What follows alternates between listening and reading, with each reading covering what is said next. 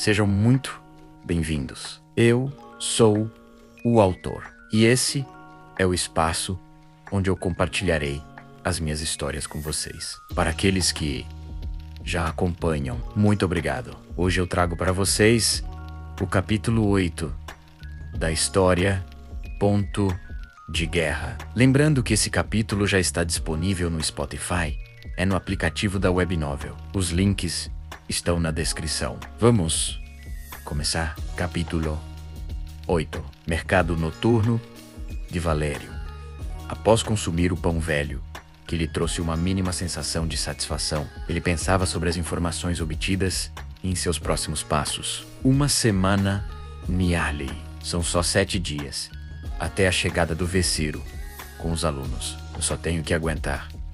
Niali dizia para si mesmo, como forma de se motivar. Agora, isolado em um pequeno prédio que ele havia encontrado antes. Prédio esse que parecia um dos poucos pontos em Valerium que oferecia algum tipo de privacidade aos seus pensamentos. A sensação de estar sendo observado mais cedo não era apenas paranoia da sua cabeça. A sensação gélida de incômodo que pousou sobre sua pele era um alerta instintivo que apareceu por um instante, tomando o lugar da dor, da fome e do cansaço em seu corpo. Aquele homem, baixo e encapuzado, com uma presença que pesava e perturbava os sentidos, não pela sua força, mas por algo que rastejava e gritava por debaixo dos seus pés e se estendia pela sua sombra. Um homem que parecia carregar a morte de vários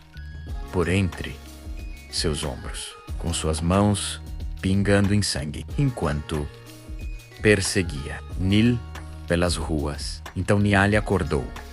Ainda estava escuro e o suor escorria por sua testa. Aquele homem com certeza era uma ameaça. Talvez até um membro dos mercenários do poder mencionado pelos soldados. Niali se levantou, limpando com uma das mãos o suor em sua testa. Ele precisava se acalmar e agora evitar o máximo possível chamar a atenção para não ser roubado ou coisa pior pela ameaça que parecia estar caçando pela cidade de Valerium. Ao chegar perto de uma das janelas quebradas daquele prédio para respirar a pouca brisa da noite que parecia vir acompanhada com um cheiro de mofo e da ferrugem do prédio, Niali se abaixou próximo à janela, com a pouca luz da lua iluminando o chão, empoeirado por debaixo de seus pés. Ele abriu a mochila que havia deixado encostada na parede, retirando e segurando o diário do sargento Wu, M e U, sobretudo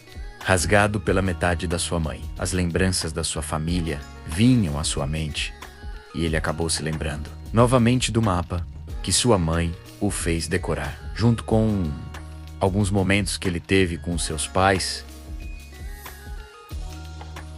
Agora com o diário aberto com algumas páginas que detalhadamente pontos em que aqueles soldados estiveram e relataram naquele diário, usando o chão empoeirado e a fraca luz da lua que estava coberta com nuvens. Ele começou a desenhar partes que ele lembrava do mapa, que ele havia decorado com seus pais. Pelo U que ele conseguia se lembrar, a ponte de aço não estava marcado como um dos pontos da ordem, mas juntando as informações dos soldados com as do diário, ficou claro que a ponte era claramente um ponto neutro e relativamente esquecido que ficava a 2 ou 3 dias de Valerium, sem contar com os possíveis desvios que teriam que ser feitos por causa de matas e destroços da guerra, além das raças absolutas que sempre poderiam aparecer. Niali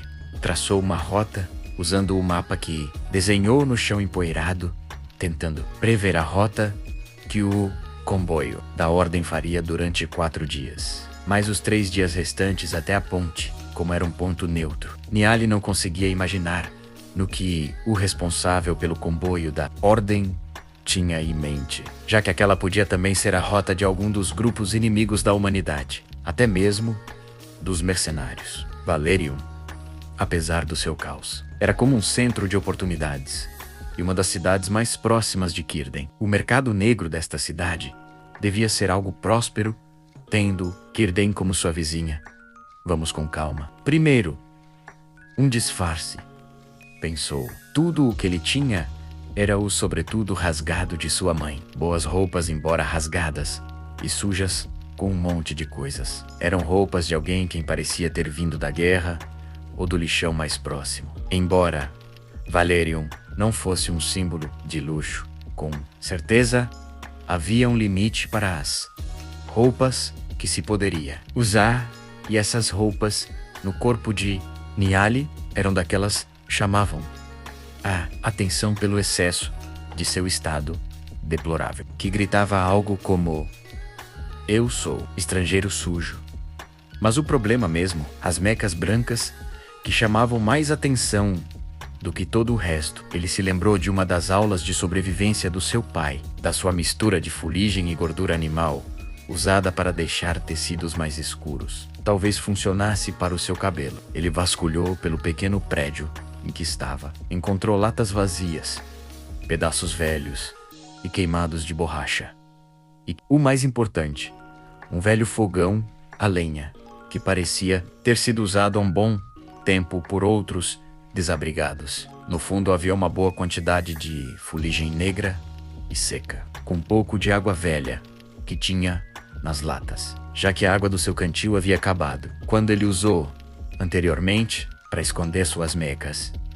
Junto com a fuligem, ele criou uma pasta espessa e escura. Foi desconfortável e irritante, mas ele cobriu cuidadosamente as mecas brancas, transformando-as em um preto fosco e desalinhado, que se misturava com o resto do seu cabelo. Mechas brancas disfarçadas. Próximo passo. Valerium. O relógio estava correndo. Ele tinha uma semana pela frente.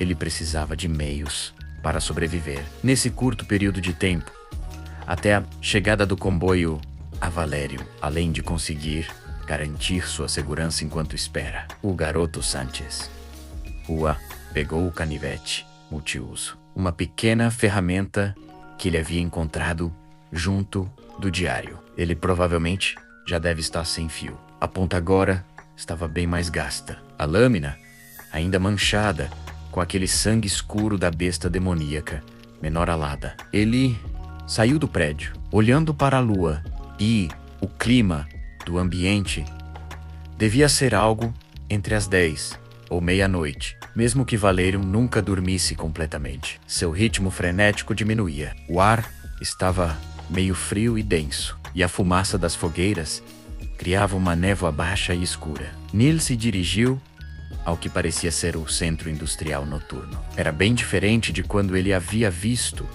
pela manhã, ainda com a luz do sol, onde galpões abandonados davam lugar a pequenos barracos, tendas e prédios um pouco maiores, cheios de luzes brilhantes. O coração pulsante do mercado noturno de Valerium. Ele ouvia os murmúrios, o som dos bêbados jogando jogos de azar ilegais, os gritos dos vendedores, de refugiados desesperados, perdendo suas poucas moedas, bares lotados, mulheres vendendo seus corpos em becos e prédios pequenos. A primeira coisa que chamou a sua atenção, após algumas das mulheres acenaram para ele, foi um homem robusto, com um colete de couro e um cinto cheio de facas, com vários tamanhos e formatos, vendendo também o que parecia ser ração militar da ordem por preços exorbitantes. Neale sabia